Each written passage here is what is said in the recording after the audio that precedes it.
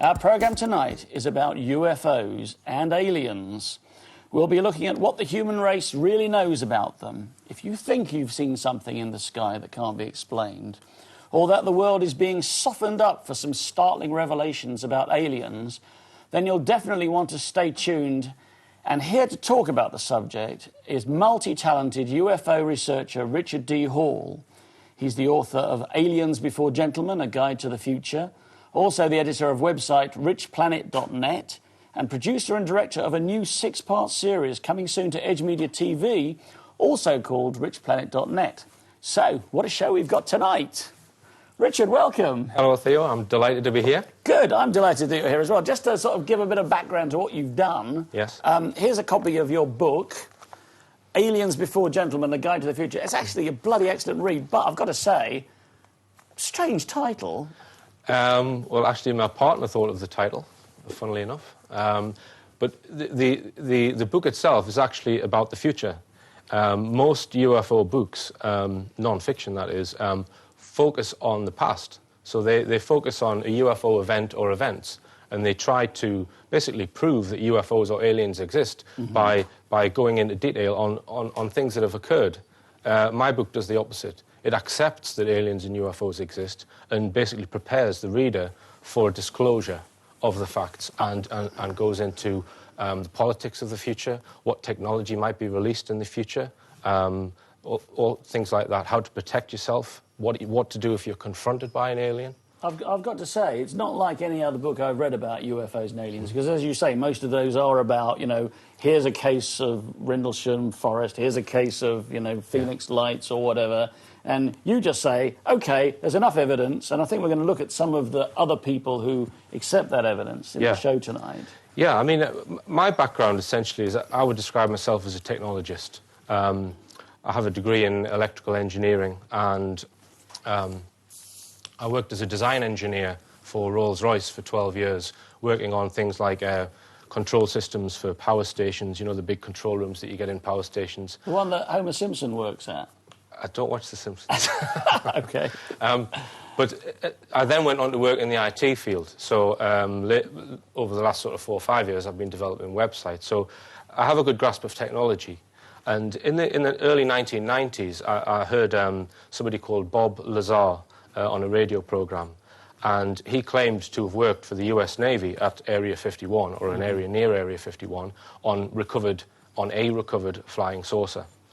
And I read extensely his work, how he describes these craft, and in my opinion, basically the workings of the craft, how the anti-gravity systems work, etc., there's nobody could have thought of that up. To me, it just struck a chord that the technology was genuine. It's something to do with an element, isn't it? That's right at the end of the scale, element 151, that's 115. 115? Yeah. 115. So this element, or the particular isotope of this element, can't be found on Earth. It's developed in another part of our galaxy and has been brought here by aliens, and it has some phenomenal properties in that it can generate a gravity wave.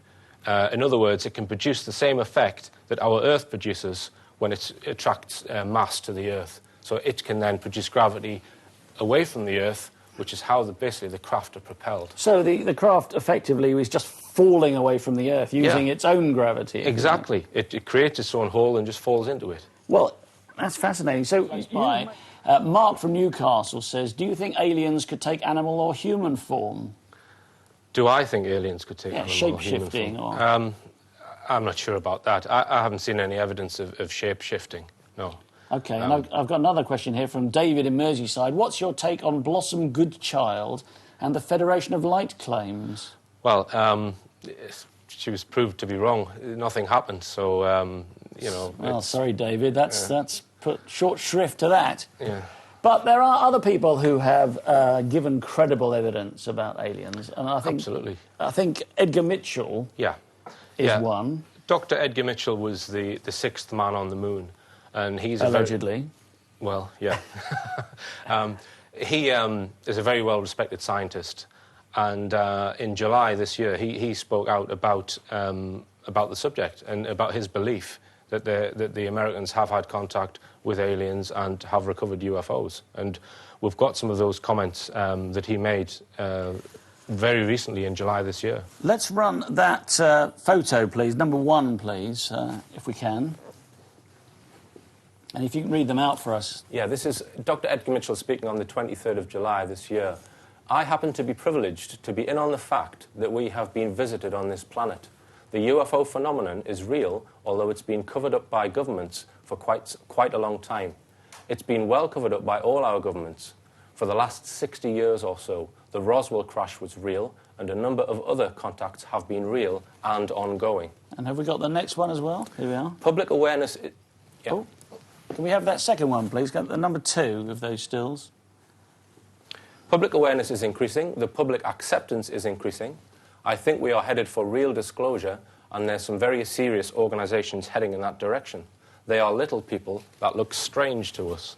So this is a leading astronaut who obviously has a lot of credibility to lose if he's... A lot of access to different people within NASA and that kind of thing. You know? So I believe you took these quotes and did something quite extraordinary with them. Yeah, I wanted to ask Gordon Brown what he thought of this.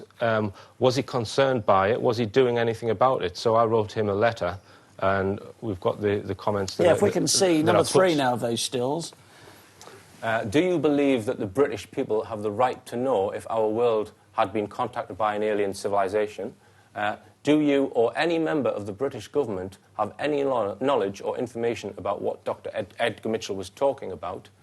Do Dr. Mitchell's comments concern you, and have you taken any steps to find out what he was saying? So what was the reply? Well, I got a reply from Can we have the next slide, please? Yeah. OK, this is part of the reply that came from the MOD. They passed the letter to the MOD, and they said that from time to time comments on the subject of UFOs are made by the media, but it is not our policy to investigate every instance of this.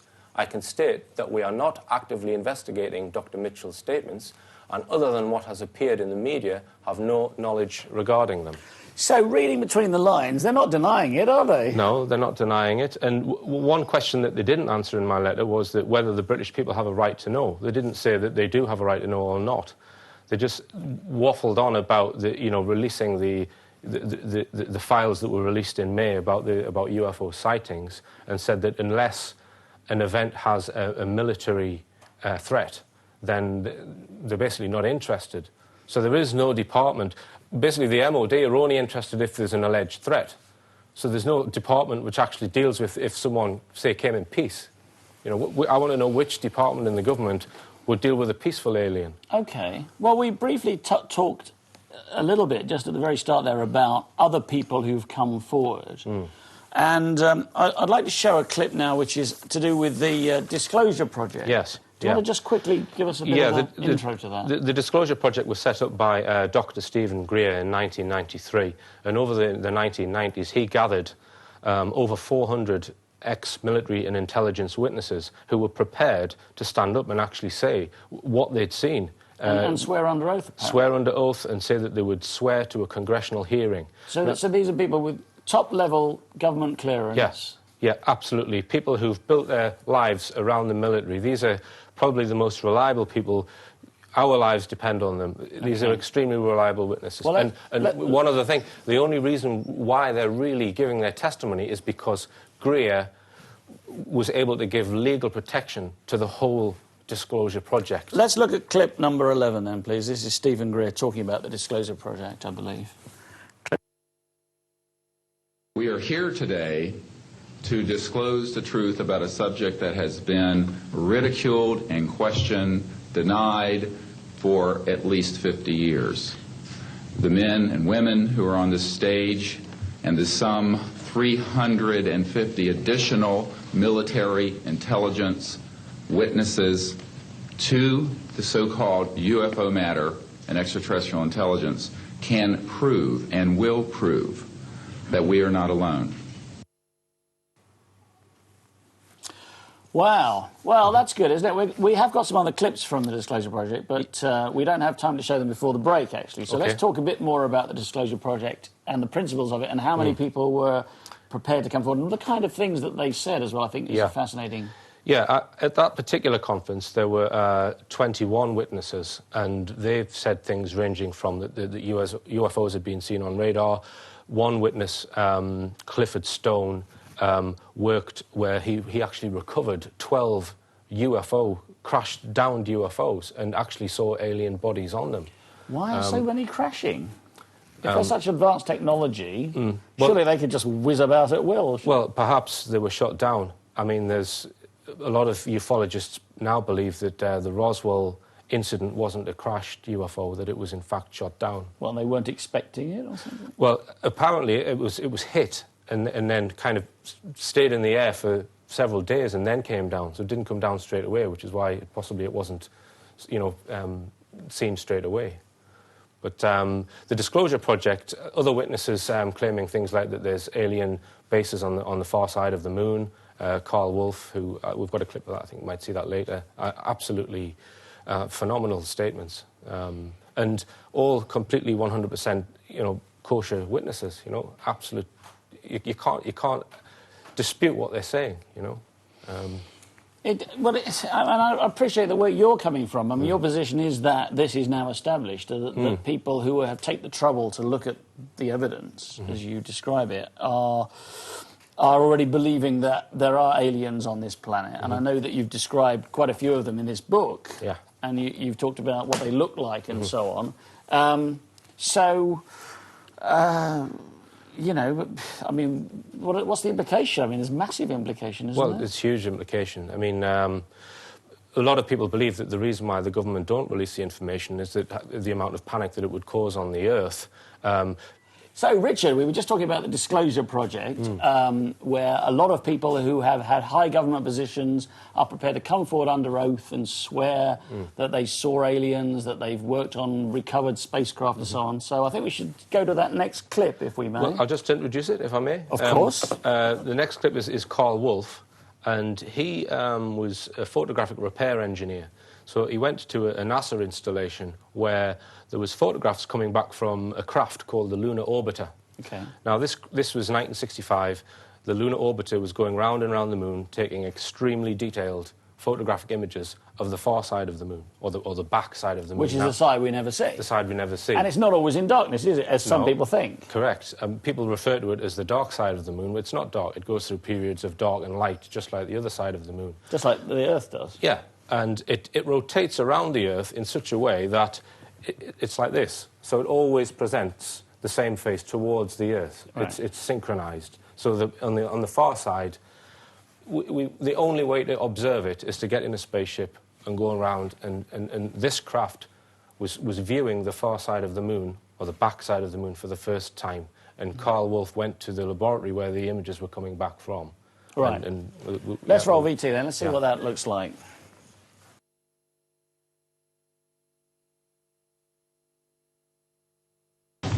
Good morning. My name is Carl Wolf, and I was a precision electronics photographic repairman with a top secret crypto clearance in the United States Air Force. I was stationed at Langley Air Force Base in Virginia. In 1965, in mid-1965, I was loaned to the Lunar Orbiter project at NASA on Langley Field. Dr. Colley was in charge of that project.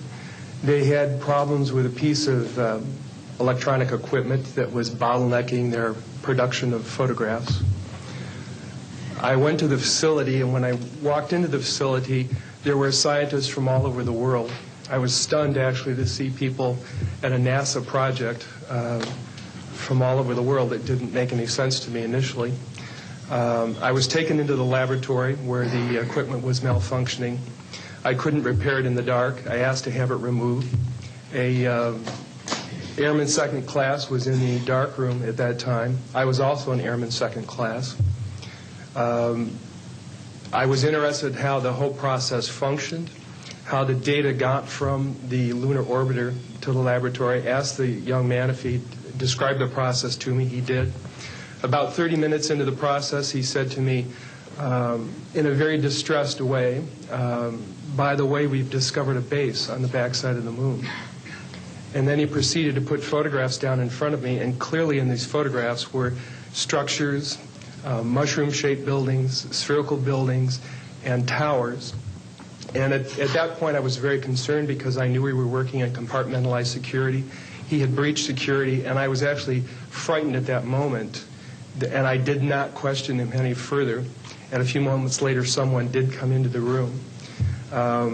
I worked there for 3 more days, and I remember going home and naively thinking, I can't wait to hear about this on the evening news. And here it is, more than 30 years later, and I hope we hear about it tonight. And I will testify under oath before Congress that what I'm saying is the truth. Well, that was pretty clear-cut, wasn't it? I mean, does he seem the type that would tell fibs to you, Theo? Hard to tell, isn't it? I mean, there's all kinds. Does George W. Bush seem the type that would tell fibs? Well, I mean, when you actually think of the impact of what he's saying there, that there is an entire civilization hidden from the human race on the far side of the moon. I mean, what better place to have a civilization if you want to keep it from the human race? It is, you know, just nicely out of the way, but nicely out of view. Yeah. It sends a chill down my spine to think of that. Why are they there? What are they up to? Well, yeah, absolutely. It is a good place to hide. Now, I should remind everybody out there that if you'd like to send in a question, text your question to 87778, charged at normal rate. Text the word EDGE, then a space, and then your question. Please say where you're from and your name. I'm going to read a couple of them out now. Michelle from Haysham says, what would you do if you met an alien? Well, I went round and did quite a few surveys and asked people, and I asked my landlord that at my local pub, and he said that he would serve them beer. Yeah, is that a good idea, do you think? Who knows? OK, I've got one from Craig. He says, why don't the aliens just announce themselves on TV? Surely it's not up to the governments to decide on disclosure. Let the people decide. Well, that's probably the most common question. Why isn't it just announced by governments? And in order to answer that question, you've really got to go back to 1947, at the time of Roswell, when Harry Truman was the American president. And he set up the CIA shortly before Roswell so that he could centrally control all intelligence. And the Roswell event was covered up. He then set up another organization, MJ-12, specifically to cover up the Roswell event and anything pertaining to it.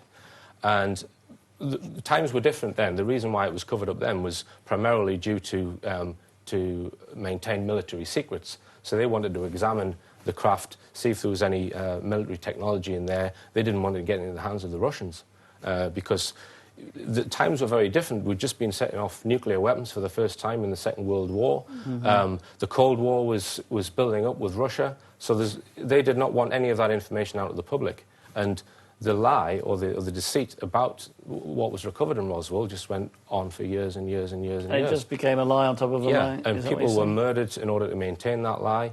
So really? It's never actually been admitted to by governments. That's a rather serious accusation, isn't it, that the governments will go to that level to protect the secret? OK. I mean, so you don't think governments lie to us? I'm not saying that. Right, I've got another question here from Rosie Swanwick. I don't know if that's Rosie Swanwick or Rosie from Swanwick, but she says, have you any evidence of David Icke reptilians? There's, in my book, I do cover somebody called Thomas Costello, who allegedly worked at one of these deep underground military bases in Nevada. In New Mexico. That one's in New Mexico. That's a base called Dulce. He was involved in the security there, and he testifies that there were reptilian beings at that base.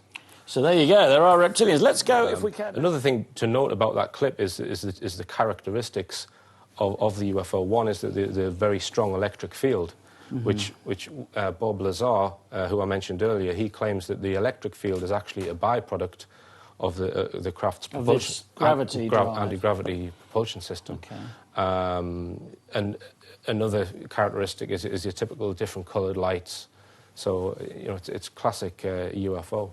All right, and the other thing is this sudden change of speed when it disappears, which is again... I suppose the if you're anti-gravity. falling with gravity somewhere, then you're not affected by local gravity. You've made your own gravity, and therefore it's not relative, is it? Yeah, it's not relative, and no matter what acceleration the craft appears to be moving at, the people within the craft are weightless.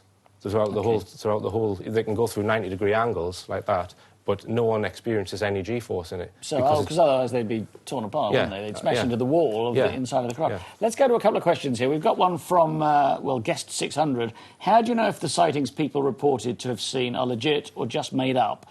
And if the government knows that UFOs are real, what good is it? Well, I mean, a lot of them probably are made up. But if you listen to a lot of these military and intelligence witnesses, I don't think their testimony is made up. And what was the other question? Just want to say, keep up the good work. Excellent channel. That's from John for the Dead Valley of the Shadow of Death, fourth dimension. Blimey, John. Welcome back to On the Edge with me, Theo Chalmers, and my special guest tonight, Richard D. Hall. We're going to whiz through a few more things. We've got some good questions coming in here. I'm going to read 4 of them out at once, and then you can pick the ones you really want to answer, Richard. How's that? Fine. Where is the best place to have a possible UFO sighting? That's Chloe in Gateshead, another one from up northeast. Isn't Bob Lazar a proven fraud? Also, can you tell Richard he looks like Jules Holland? Samuel in Ballyclare, Ireland. Please read out I never missed the show. Well, thank you for watching. What is the ultimate objective of the aliens? Alan from Kent. And when do you think governments will ever admit what's going on, and why are they hiding the truth when so much could be learned to advance ourselves? OK. Northern India, with the border of China, is where there's an alleged base where there's a lot of UFO activity. So in the Himalaya? Yeah, in the Himalayas. What was the next question? What is the ultimate objective of the aliens? Well, the answer to that could possibly lie in the abduction phenomena. Let's talk about that. That's people who claim to have been abducted, taken into a craft, operated on, and then had, sperm removed, eggs removed, blood removed, this kind of thing. And one thing to note about the abduction phenomenon is that most people report an extremely similar story. So they're in bed, or they're in the car, or they're outside, and they get taken up to a craft where they appear in a round room, and then creatures with large eyes then operate on them with instruments that are not known to us. And is there any evidence of this? There's a vast amount of evidence of it, yeah. What evidence is physical marks on people's body, that kind of thing. Implants? Yeah, implants. There's a doctor in the States, Dr. Roger Lear. That's pretty extraordinary, isn't it? It's phenomenal. I mean, these implants actually emit radio waves at 2 different frequencies. And as he said there, they actually connect to the person's nerve endings. So I'm not aware of any medical technology that we have that can interface with nerve endings. So why would the aliens want to find them again? Well, I mean, the initial sort of thought is, well, they're tracking people, but Dr. Roger Lear doesn't believe that. He believes that they can track human beings without having an implant in them. So what's the purpose then? He doesn't know. It's a mystery. And if you could answer that question, then you would probably find the answer to the lady's question, which was, what is their ultimate objective here? We have got another clip, haven't we, about somebody who was apparently abducted by aliens. Yeah. But I've also got a question here, and I just wanted to skip out of that mode for a moment, talking about the abductions. Somebody that says, hi there, just turned over, missed the bit about the reptilians. Do you think they exist, and where are they from? And his name is Ant. And I just wanted to show, if we can show the still image 5, which is one of your drawings of a reptilian, if you could describe that creature. Yeah, this is an indigenous reptilian which is believed to have inhabited the Earth sort of 800,000 years ago. And my information, which I used to base that sketch on, comes from, again, this Thomas Costello, who worked at this deep underground base. So you think these particular types of reptilian have been here forever? Yeah. And there's another breed of reptilians that are alleged to come from Alpha Draconis star system. And do they look like that? Yeah, similar to that. Now, I would say that there's probably less evidence of reptilian aliens than there is of the greys, i.e. the small greys and the tall greys. The small grey is the alien which was... That's the ubiquitous alien, isn't it? Yeah. If you're going to see an alien, you'll see a small grey, is that right? Almond-shaped, black eyes. Can we see that image number 6?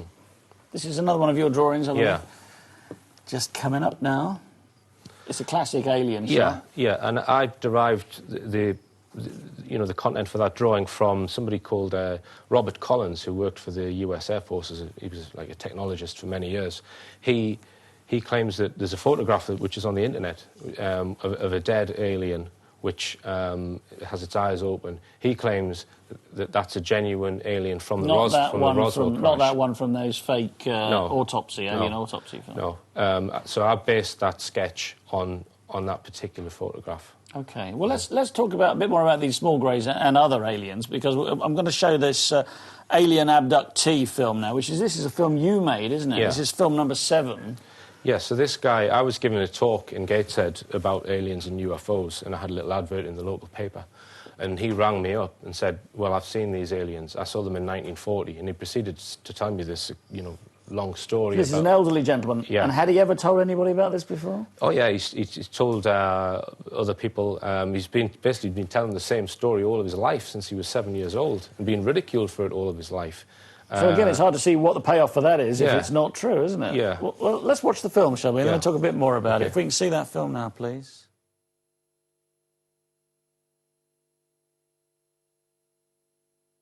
Explain it. You know when you look through a fire and it's wobbly? Well, that seemed to be the barrier. You couldn't... All you could see is the railway, because we didn't see it till we got through this like a barrier. And they got a hold of it, and when they were... hold of this other lad as well? Yeah, and they took we both along, and the horrible-looking things, there was about 18 and 19 creatures, the horrible-looking things. Can you describe what they look like? Well, there was one, I know you're gonna take the mick. One was like Bigfoot. He was very tall, and the others were small, about 4 foot. And they were horrible ones. One had like a diver's mask on him. We walked through, he took me through into there, examined this, took some blood out of the back of my neck. He said, if you lift your head up, you'll be killed instantly. And I was petrified, or need pain myself. They examined me, they brought us out, and they were pleased as punch with me. But I was really bad, I tell you, shaking. And I stood beside these other creatures. They were like men, but the tallest one was about 4 foot. And they went down to about 2 foot. There was 3 of them. And these other ones were all horrible-looking creatures. Blimey. Once again, blimey. Yeah, now, he alleges that there's another witness to that event, and over the last couple of weeks, I've been trying to trace that witness, and I feel I'm getting closer to him. This is the young boy he was with when he was with another boy when that abduction occurred, and he alleges that he was abducted as well. And I had very little information to go on, but I'm getting closer to that person. So if I can find him, and he corroborates the story, then it will be a big story. I'm also looking at newspaper records and that kind of thing as well. Okay. Well, I hope you find him. I've got a question here from Ian from Chorley, who said, is time travelling more plausible than visitors from other planets? It's a good idea, isn't it? Well, with time travelling, I think it is possible to go forward in time. We do it all the time. I'm doing it right now. Well, if you actually approach the speed of light, your own time slows down. Okay. So if I went the speed of light for a period of time, I could come back, and then I would be in the future. So that's actually possible. That's proven. That's Einstein showed. Yeah, Einstein, he stood on a tram, didn't he, in Geneva or somewhere, and looked at the clock in the town square and worked out if he was going fast enough, the clock would appear to slow down until it stopped, whereas the people back in the town square would see the clock moving forward. Exactly. So he worked out relativity. Yeah. So it is possible to travel forward in time, but travelling backward in time just presents a whole lot of problems, because you could travel backwards in time and then kill your parents.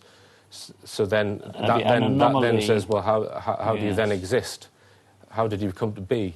So backward time travel, I can't see how that could work. Okay. Another question here. If there are ETs, why have they not made obvious contact with us? Well, that's pretty much the same question as you had before, I suppose, isn't it? Why haven't they?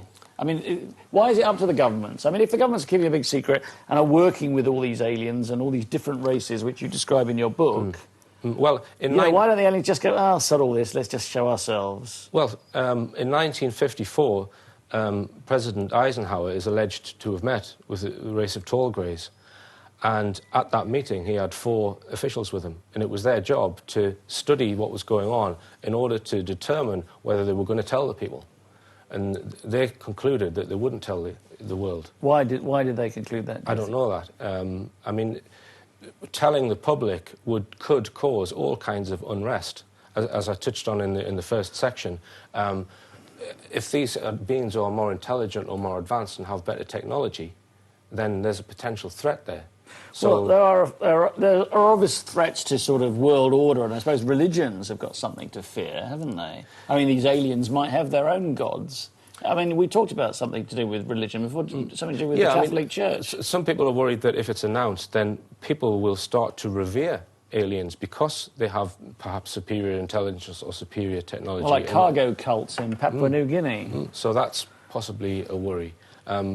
My personal view on religion is that if disclosure came about, I think religion would survive. I mean, it's done so in the past when they've found things like evolution and, you know, that the world's not flat. Hasn't the Catholic Church made an announcement about aliens? It has, yeah. Describe that for me. Yeah, the Catholic Church has made an extensive announcement saying that, I'll just get the words right, that beings could exist from another planet. There is, you know, we can't put limits on God's creative freedom. So they've put this announcement out, in my opinion, that they're getting ready in case disclosure comes about, so that it doesn't basically affect their power base. They're preparing themselves for that eventuality. So do you think they're also ready to accept, perhaps, that these aliens were instrumental in creating our genotype? You know, that they've messed around with us a bit, and maybe, you know, because the missing link is missing still, isn't it, between apes and man? Maybe the aliens came along and fiddle about a bit, and because we've got 43 chromosomes and apes have got 45 or something. I might have the numbers wrong, but yeah, there's the Zachariah Sitchin's theories and Lloyd Pye.